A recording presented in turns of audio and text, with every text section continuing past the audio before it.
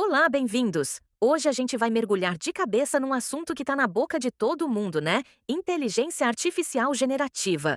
Bora lá desvendar a tal magia por trás daquelas ferramentas que, convenhamos, já estão virando parte da nossa rotina. E olha, com certeza já ouviram falar de algumas delas. Tipo, quem nunca usou o Chat GPT para tirar uma dúvida? Ou viu aquelas imagens incríveis do Midjourney? E tem até o Eleven Labs e o HeyGen, que mexem com voz e vídeo.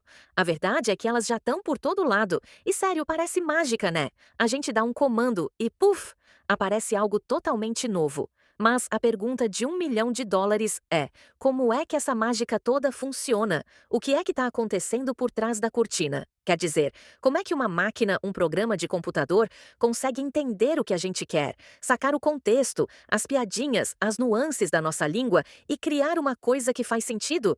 É isso que a gente vai descobrir hoje. Certo? Então vamos lá.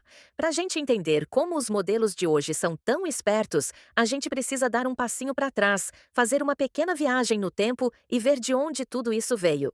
Porque, acreditem, a evolução aqui foi a chave de tudo. Olha só, essa jornada começou lá atrás, com modelos bem mais simples, estatísticos. Eles quebravam um galho, mas eram bem limitados. Aí veio um grande salto: as redes neurais recorrentes, ou RNNs. A sacada delas era processar as coisas em sequência, tipo uma palavra depois da outra.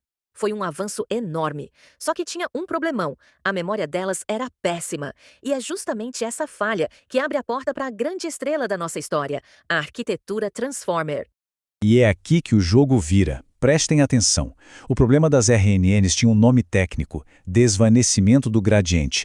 Mas traduzindo para o nosso bom português, quer dizer que a memória delas era curtíssima. Pensa assim, se a gente desse uma frase muito longa para ela, quando chegasse no final ela já teria esquecido completamente o começo. E aí, como entender o contexto? Impossível. Foi aí que os Transformers chegaram com uma solução genial, o mecanismo de atenção. Em vez de ler palavra por palavra, ele olha para a frase inteira de uma vez só. É uma mudança de paradigma total. Ok, então a gente já sabe o que foi a grande virada. Agora, vamos fazer o que todo curioso gosta: abrir a caixa preta e ver como é que o Transformer faz essa mágica de entender o contexto de verdade. O segredo? O coração pulsante do Transformer?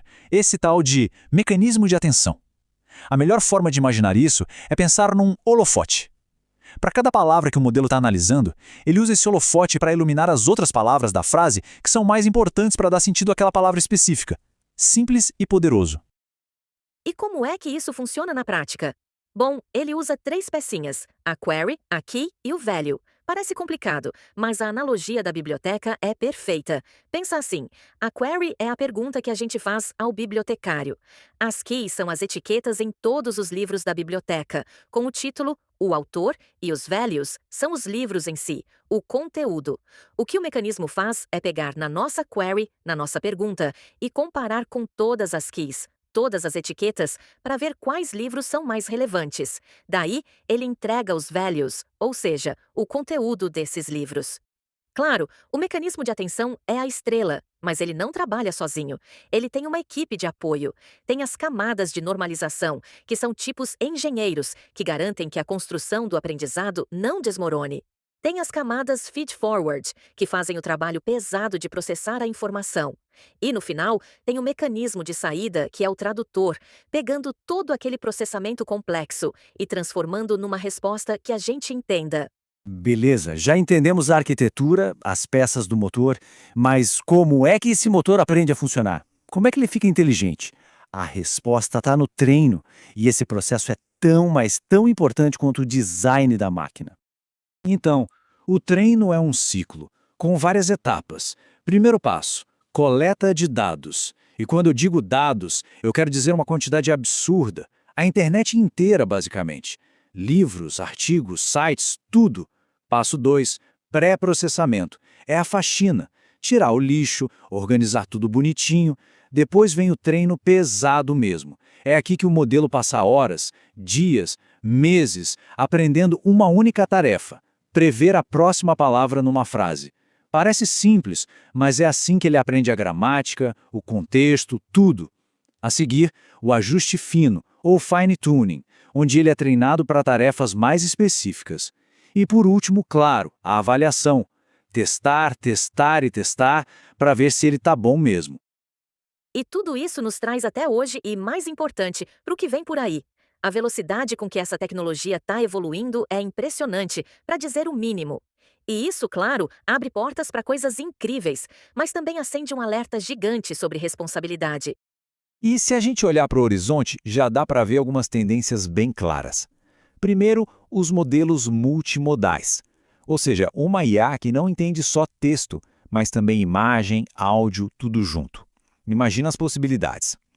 Outra coisa importantíssima, o movimento open source. Modelos como o Llama e o Mistral estão sendo abertos para todo mundo, e isso está acelerando a inovação de um jeito maluco.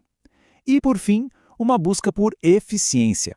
A ideia é criar arquiteturas mais inteligentes, como a Mixture of Experts, para que esses modelos superpoderosos gastem menos energia e sejam mais rápidos. E antes de fechar, uma dica bônus, um exemplo bem prático de como a IA pode, sim, ser usada por bem, para ajudar a gente a ter um ambiente online um pouco mais seguro. Conheçam a API Perspective, é uma ferramenta que funciona como um termômetro de toxicidade. Ela lê um texto e dá uma nota para a probabilidade daquele texto ser, por exemplo, tóxico, um insulto direto ou até mesmo uma ameaça.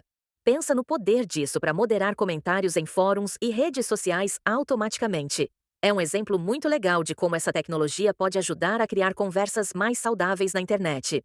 Isso tudo nos leva a uma última reflexão, que talvez seja a mais importante. A gente está falando de uma tecnologia com um poder imenso, que está evoluindo num piscar de olhos e que pode, literalmente, mudar a nossa sociedade. Então, a grande pergunta que fica no ar é: como é que nós, como sociedade, garantimos que tudo isso vai ser usado de um jeito ético e responsável? É uma pergunta complexa e que fica para a gente pensar.